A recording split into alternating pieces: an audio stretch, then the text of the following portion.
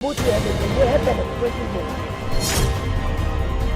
ये इनके यहाँ लगे दोस्तों छर्रे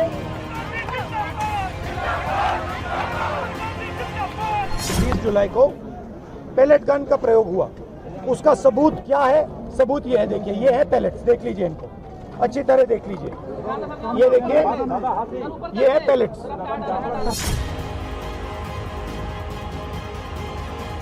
ये कहां से आए? ये इनके शरीर से आए, दिखाओ। ये इनके यहाँ लगे छर्रे, 200 छर्रे इनके शरीर के अंदर है, 3 छर्रे इनके आंख में है। आंख में 3 छर्रे हैं, आंख इनकी खो गई है, उस आंख से वो नहीं देख पाएंगे। और इनके दिल के पास, बिल्कुल दिल के पास छर्रे हैं जो छुए नहीं जा सकते हैं।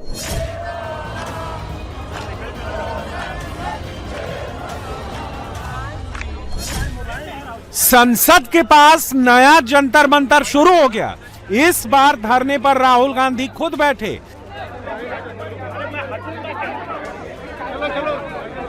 संसद मार्ग थाने से संसद भवन की दूरी सिर्फ 10 मिनट की है।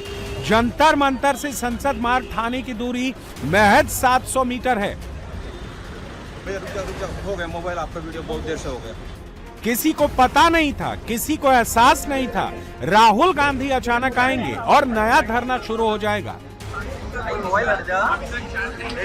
सिर्फ एक मांग है हमारी, FIR, DDR और जो इन्वेस्टिगेटिव ऑफिसर है उसका अब नाम हमें बता दीजिए, हम चले जाएंगे।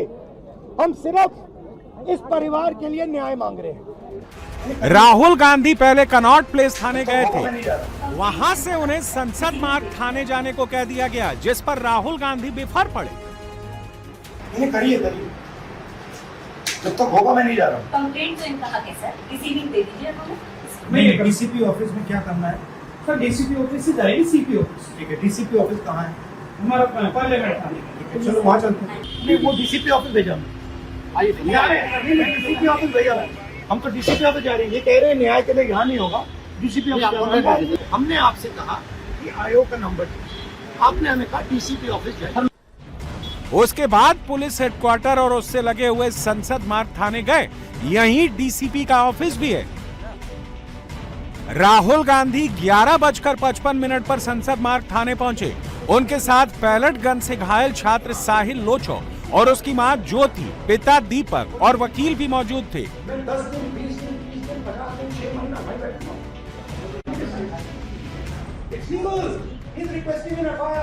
राहुल गांधी सीधे संसद मार्ग थाने के अंदर गए और 12:15 से 12:30 तक दिल्ली पुलिस के ज्वाइंट CP नुपुर प्रसाद से मिलने DCP ऑफिस पहुंचे।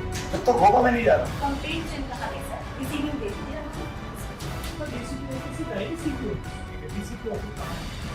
हमें। राहुल अपने साथ कई शिकायतें लेकर अंदर गए थे और इन पर कार्रवाई की मांग की थी, लेकिन पुलिस ने तुरंत कोई फैसला नहीं लिया।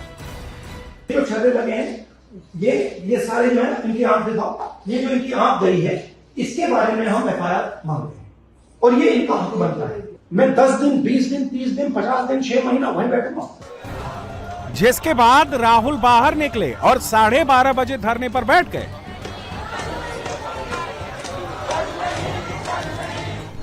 राहुल गांधी ने आरोप लगाया कि 20 जुलाई के प्रदर्शन में साहिल पैलेट गन से घायल हुए। 14 अगस्त को उन्होंने दिल्ली पुलिस को लिखित शिकायत दी थी, लेकिन उन्हें शिकायत की कॉपी ही नहीं मिली। 17 अगस्त को ईमेल और फोन से भी शिकायत पर कार्रवाई की मांग की गई, लेकिन कुछ नहीं हुआ। जिसके बाद राहुल गांधी साहिल लोचो को लेकर थाने पहुंचे और कहा कि जब तक FIR दर्ज नहीं होती तब तक वो वहां पर धरना देंगे। हम सिर्फ ये कह रहे हैं कि FIR दर्ज कीजिए, FIR दर्ज कीजिए। हिंदुस्तान का एक युवा है, उनकी मम्मी यहाँ पे ज्योति खड़ी है, उनके पिता दीपक है, साहिल है ये, और हम सिर्फ ये कह रहे हैं कि प्लीज FIR दर्ज कीजिए। अंदर से हमें बताया जा रहा है कि देखिए ऊपर से ऑर्डर आया, FIR नहीं हो सकता है। सिंपल सी बात है, जब तक एफआईआर नहीं होगा तब तक हम यहां से नहीं हिलने वाले हैं। सिंपल सी बात है, एफआईआर करना होगा। इस देश में के साथ ये अन्याय होता है, महिलाओं के साथ होता है, जिनका रेप किया जाता है उनके साथ होता है, गरीबों पर ये किया जाता है, हर रोज किया जाता है। और ये नई दिल्ली में कनॉट प्लेस में आपकी आंखों के सामने किया जा रहा है। इसीलिए हम सिर्फ एक मांग है हमारी, एफआईआर, डीडीआर और जो इन्वेस्टिगेटिव ऑफिसर है उसका आप नाम हमें बता दीजिए, हम चले जाएंगे। हम सिर्फ इस परिवार के लिए न्याय मांग रहे हैं। राहुल के साथ धरने में पहले कुमारी शैलजा, रणदीप सुरजेवाला और सुप्रिया श्रीनेत मौजूद थे। इसके बाद धीरे धीरे कांग्रेसी नेताओं का काफिला पहुंचने लगा। प्रियंका गांधी, सलमान खुर्शीद, जयराम रमेश, अधीर रंजन, रणदीप सुरजेवाला सभी राहुल के धरने में शामिल हो गए। शुरुआत में राहुल के साथ 4 कुर्सियां साहिल, उसकी मां और साहिल के वकील की कुर्सी थी। प्रियंका गांधी की एंट्री के बाद 5वीं कुर्सी लग गई। साहिल के बगल में राहुल थे, मां के बगल में प्रियंका थी। राहुल गांधी के धरने में शामिल कांग्रेसी कार्यकर्ताओं ने नारेबाजी शुरू कर दी। कुछ कार्यकर्ता चरखा चलाते हुए दिखे तो कुछ ने रघुपति राघव और राजा राम का पाठ शुरू कर दिया।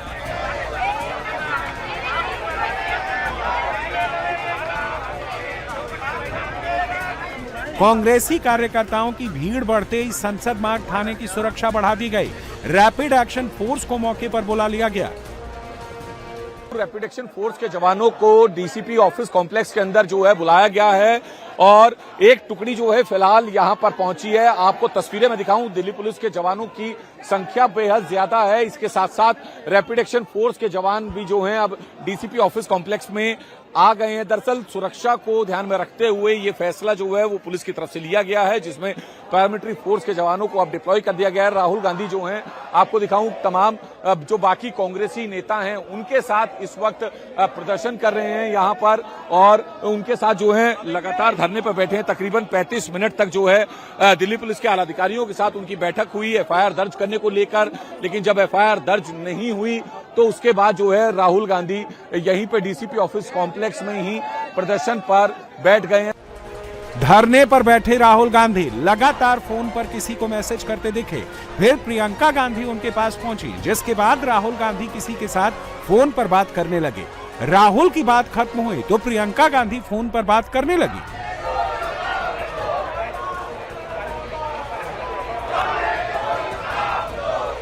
राहुल गांधी एक बार फिर धरने पर बैठे। आज उन्होंने जगह संसद भवन के पास संसद मार्ग थाने को चुना। ठीक 1 महीने पहले भी राहुल गांधी धरने पर बैठे थे, तब उन्होंने पीएम आवास के बाहर धरना दिया था। यह सुरक्षा के लिहाज से काफी सेंसिटिव इलाका है। इसके बावजूद 1 महीने में दूसरी बार राहुल गांधी इस इलाके में धरने पर बैठ गए। 1 महीने में राहुल गांधी के अचानक धरना प्रदर्शन और मार्च की ये तीसरी तस्वीर है। राहुल 21 जुलाई को अचानक पीएम आवास के बाहर धरने पर बैठ गए।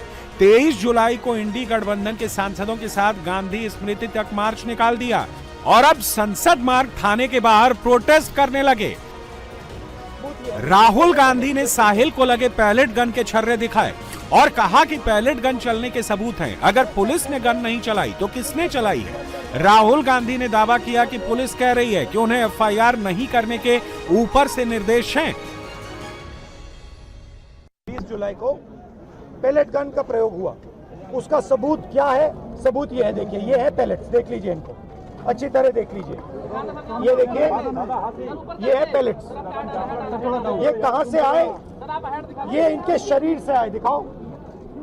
ये इनके यहाँ लगे छर्रे, 200 छर्रे इनके शरीर के अंदर है, 3 छर्रे इनके आंख में है।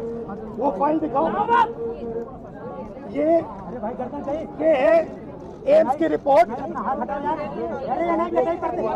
लेडी हार्डन की रिपोर्ट, जिसमें साफ लिखा है कि इनको एम्स की एरी, जिसमें साफ लिखा है कि इनके शरीर में 200 से ज्यादा छर्रे हैं आंख में 3 छर्रे हैं, आंख इनकी खो गई है, उस आंख से वो नहीं देख पाएंगे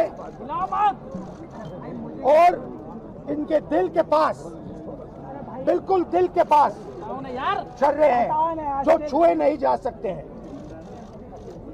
दिल्ली पुलिस ने कहा कि हमने छर्रे नहीं चलाए, तो एक ही सवाल है, अगर आपने नहीं चलाए तो किसी ने तो ये छर्रे चलाए होंगे, शायद किसी और ने इन पर छर्रे चला दिए, और अगर किसी और ने नहीं चलाए तो पता नहीं, शायद इन्होंने ही छर्रे चला दिए हों।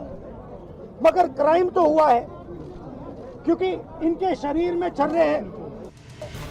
राहुल ने जिस छात्र की चोट दिखाई उसका नाम साहिल लोचब है। वो दक्षिण पश्चिम दिल्ली के नजफगढ़ का रहने वाला है।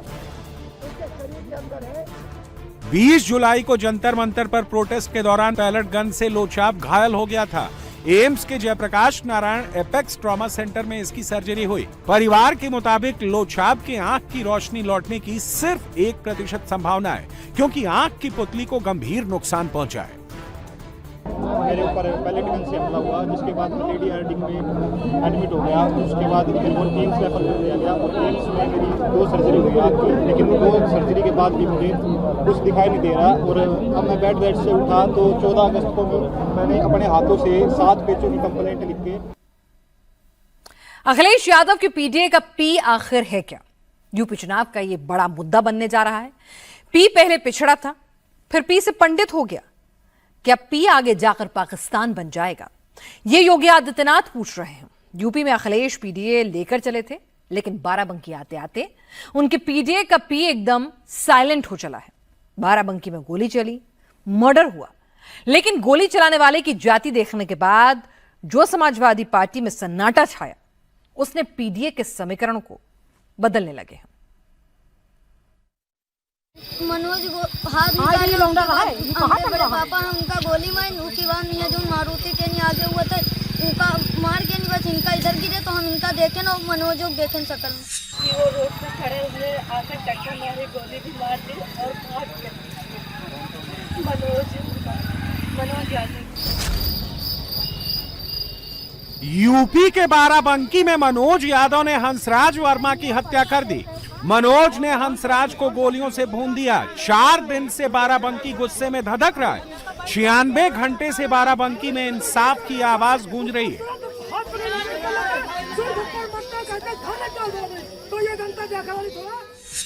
उसने मनोज गिरा दिया, उसको गिरा दिया उन्होंने। चरपहिया चढ़ा रहे, चरपहिया भी चढ़ाएगा, पैर पर चरपहिया चढ़ा रहे।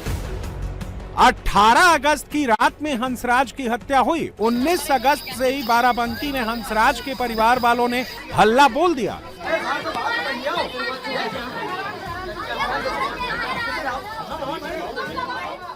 इंसाफ और मनोज यादव की गिरफ्तारी की मांग को लेकर परिवार वाले सड़क पर बैठ गए।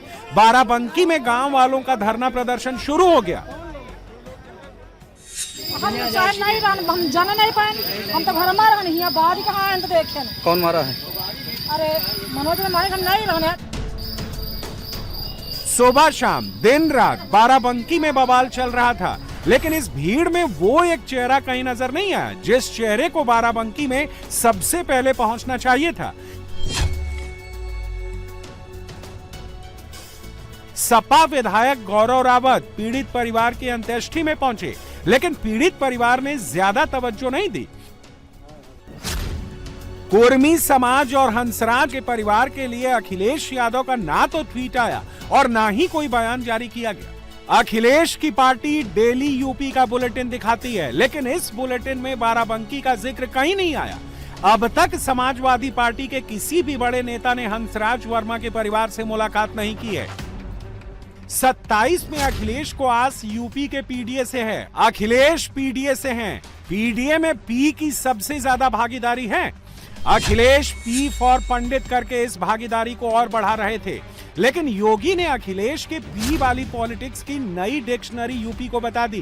पी से आगे क्या होगा वो भी समझा दिया है। क्रिकेट की तरह रंग बदलने वाले लोग कैसे परिभाषा करते हैं। पी की परिभाषा पहले पिछड़े से, फिर पी की परिभाषा पंडित से, और आप देखना एक दिन वे पी की परिभाषा पाकिस्तान से भी कर देंगे।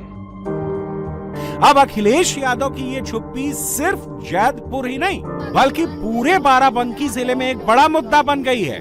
कुर्मी समाज अखिलेश यादव और समाजवादी पार्टी से नाराज बताया जा रहा है। बाराबंकी को लेकर अब यूपी में पी की लड़ाई शुरू हो गई है। पी वाली पॉलिटिक्स में बीजेपी फ्रंट पर और अखिलेश बैकफुट पर नजर आ रहे हैं। बाराबंकी के पीड़ित परिवार से बीजेपी के ओबीसी मोर्चा के नेता भी मिले और हैदरगढ़ के बीजेपी विधायक ने भी मुलाकात की। पीड़ित परिवार को इंसाफ का भरोसा और आर्थिक मदद भी की। बाराबंकी के बवाल की गूंज अब पूरे यूपी में सुनाई दे रही है। ओपी राजभर ने सीधे सीधे पी को लेकर अखिलेश की पीडीए वाली पॉलिटिक्स को टारगेट पर ले लिया है। राजभर ने बाराबंकी से बांदा तक अखिलेश एंड कंपनी का पूरा कच्चा चिट्ठा सोशल मीडिया पर रिलीज कर दिया है। राजभर कह रहे हैं कि अखिलेश का पीडीए हवा हवाई है, सगा तो बस MY है। बाराबंकी में जिस बेरहमी से हंसराज की हत्या हुई, जिस तरीके से हंसराज वर्मा से पहले मारपीट और फिर गोली मारी, उसको लेकर बीजेपी जबरदस्त अटैक कर रही है। बीजेपी अध्यक्ष पंकज चौधरी ने अखिलेश से सीधे सवाल पूछ लिया है कि क्या अखिलेश के पीडीए में वो कुर्मी समाज को उसका हिस्सा मानते हैं या नहीं। 27 का चुनाव योगी और अखिलेश के बीच का चुनाव है। यूपी को योगी और अखिलेश में से किसी एक को चुनना है। अखिलेश इसके लिए हिंदुओं को यूपी में जाति में तोड़ रहे हैं, लेकिन योगी बार बार अखिलेश के इस जाति वाले जोड़ का सच यूपी को बता रहे हैं। हमारे लिए कष्टकारी ये था, एक सामान्य शिष्टाचार होता है, सामान्य संस्कार होता है।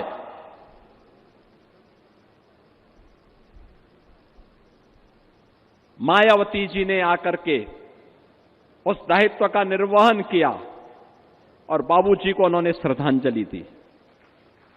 लेकिन दुर्भाग्य कितना शर्मनाक था।